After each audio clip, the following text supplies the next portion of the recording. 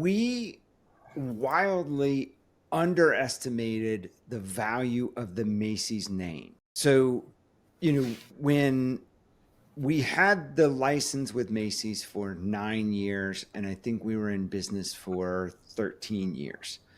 And once the licensing agreement ended with Macy's, uh, our stores were not in A plus locations. So our deal was we were a clearance center.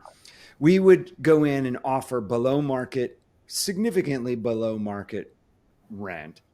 And the deal was if you find a real tenant willing to pay regular rent, we'll move out in 90 days. So we got these locations that weren't the best locations, but people would come because it was Macy's. And once the Macy's name was not on the building, even though we had the same salespeople, and this is kind of why I'm sensitive to these retailers that are doing the same thing that they did 20 years ago. We had overnight the same buildings, the same staff, the same merchandise, the same prices. Everything about the business was exactly the same. And overnight, because the name changed, the entire business changed.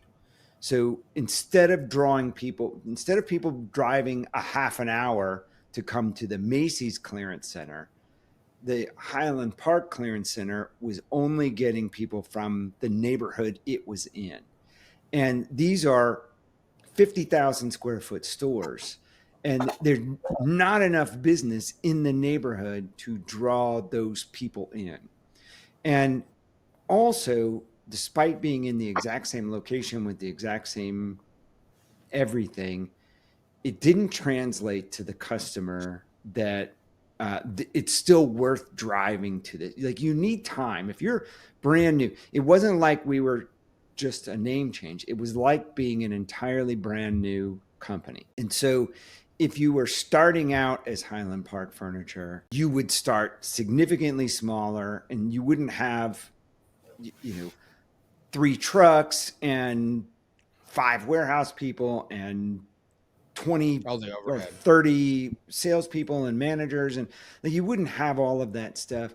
And that's what it was like. So changing the name totally changed the business Okay. almost overnight.